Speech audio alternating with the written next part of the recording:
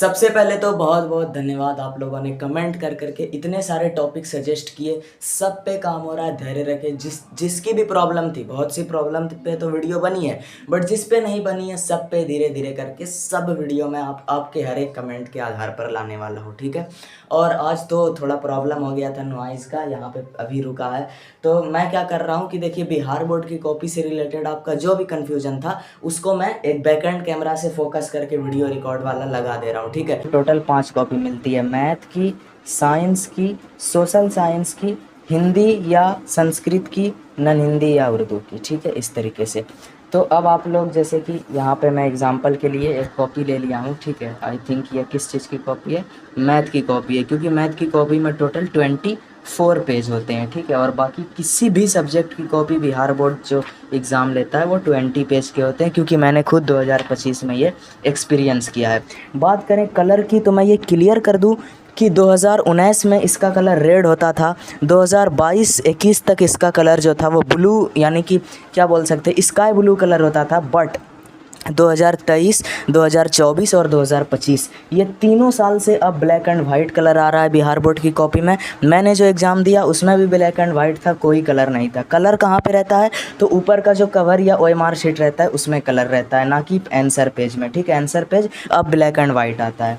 तो सबसे पहले देखिए, आंसर पेज का जो खासियत होता है बिहार बोर्ड के, वो इस साइड में, लेफ़्ट साइड में आपका जो मार्जिन होता है वो कोई नॉर्मल मार्जिन नहीं होता, वो मार्जिन एक वाटर मार्क मार्जिन होता है, यानी हर जगह डॉट डॉट करके बीएससीबी बीएससीबी बीएससीबी लिखा हुआ होता है। और इस मार्जिन को इंस्पायर करके बनाया गया है, ना कि इलीगली कॉपी किया गया है, क्योंकि यहाँ पे हर जगह टीजीएस लिखा गया है, जो कि बीएससीबी फॉर्मेट से बिल्कुल इंस्पायर है। दूसरी चीज़, ऊपर की तरफ लिखा हुआ होता है, जैसा आप लोग मंथली एग्जाम में देखते होंगे, dot dot dot dot dot dot करके बीएससीबी। तो सेम उसी इंस्पायर फॉर्मेट में यहाँ पर आपको बीएससीबी दिखेगा और ऊपर मतलब कि क्लियरिफिकेशन दिख जाएगा कि ये इंस्पायर्ड है, ओके।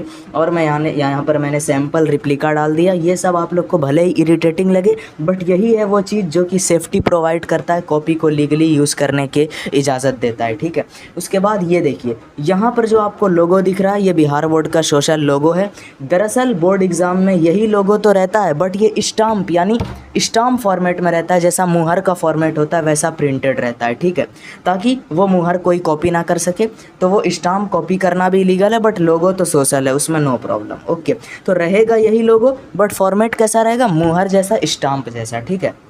उसके बाद बिहार बोर्ड की कॉपी के राइट साइड में यहाँ पर पेज नंबर दिया रहता है, हर पेज में आपको पेज नंबर मिलेगा। तो वैसे हमने भी थोड़ा पहले तो क्या था कि जब हमने नई कॉपी लॉन्च की थी तो बस एक ही पेज नंबर 1212 रहता था, बट अब हमने चेंज करके लगभग थोड़ा इम्प्रूव किया और हर पेज पे डिफरेंट पेज नंबर डाल दिया है।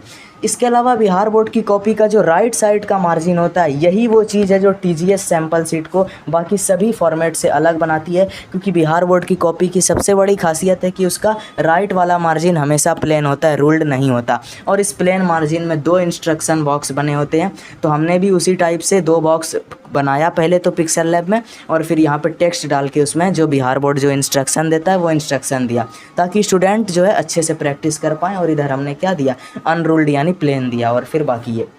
इसके अलावा बिहार बोर्ड की आंसर कॉपी में टोटल ऊपर से लेके नीचे तक, जहाँ तक 10th की बात है, तो 22 लाइन होते हैं। तो मैंने भी अपनी कॉपी में 22 लाइन दिए हैं, एक लाइन ना ज़्यादा है ना ही एक लाइन कम है, ताकि आपका प्रैक्टिस बेस्ट हो सके, ओके। इसके बाद मैं आपको दिखाता हूँ एक एक पेज। जैसे इस तरह से आप लोग पलटाएंगे तो इस तरह से आ जाएगा।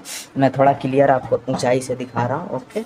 अब देखिए इस तरह से ये आपका रहने वाला है टोटल। आप बेहतरीन, आप सबसे पहले तो इसमें हमेशा आप कोई मॉडल सेट लगाएं, कोई पीवाईक्यू लगाएं, और जब भी इसमें लिखें आप खुद को टॉपर मान कर लिखें। मान लें कि आप ही टॉपर है और आप ही बोर्ड एग्ज़ाम दे रहे हैं, ठीक है।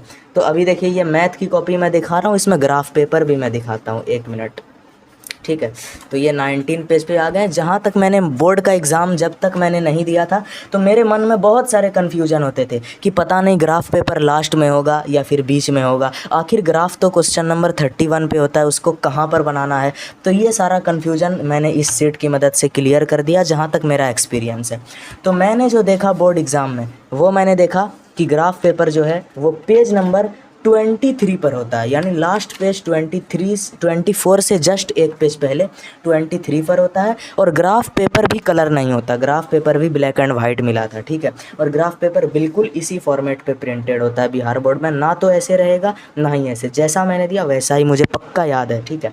तो ये आप लोग इस तरीके से, और बाकी सब सब्जेक्ट का इसी प्रकार से सेट है, ये मैं दिखा दूँ, ठीक है। इसमें 20-20 करके इसी तरीके से आपको टोटल 5 सब्जेक्ट का कॉपी एक सेट में मिल जाएगा। अब स्टॉक से रिलेटेड आपको बता देते हैं। देखिए स्टॉक जो है वो आ गया है, ठीक है ना, स्टॉक आ गया है। अब अपडेट कब किया जाएगा वो ध्यान से सुनिए। मेरे पास स्टॉक तो आ गया है, बट जिसमें मैं पार्सल आपको भेजूं, जिसे हम लोग कुरियर बैग बोलते हैं ना, कुरियर बैग, तो वो कुरियर बैग या पॉली बैग जो है वो घट गया था, मतलब कि कुछ इशू हो गया था, तो अब वो फिर से आ रहा है। और वो कब आएगा, तो लगभग 17 जुलाई हो जाएगा। यानी कि अभी जिन लोगों ने भी नहीं लिया था, मैं बार बार बोल रहा था जल्दी ले लो जल्दी ले लो, तो अभी और इंतजार करो आराम से, ठीक है। अपना जब 18 जुलाई 19 जुलाई तक जो है, 19 जुलाई तक पूरी संभावना है लॉन्च हो जाने की, ठीक है ना। चलो ये हमने क्लियर किया। अब आपको और जानना चाहिए कि लोग क्या करते हैं। देखो मैं ये मीशो और ये फ्लिपकार्ट, मैं मीशो और फ्लिपकार्ट पर किस लिए लॉन्च किया था, आपको पता होगा कि मीशो और फ्लिपकार्ट जो है वो किसी भी प्रोडक्ट का जितना प्राइस है ना उसका डबल लेता है चार्ज, कमीशन के रूप में, लॉजिस्टिक फीस के रूप में।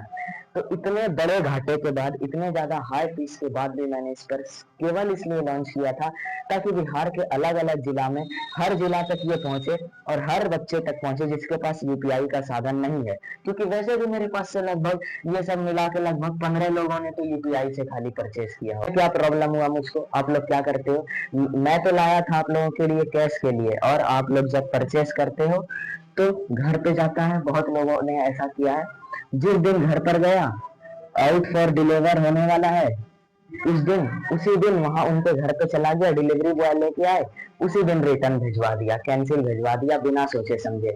और जब बोलता हूँ तो बोलते मैं तो घर पे नहीं था, मुझे नहीं पता, किसी और ने कैंसिल करा दिया।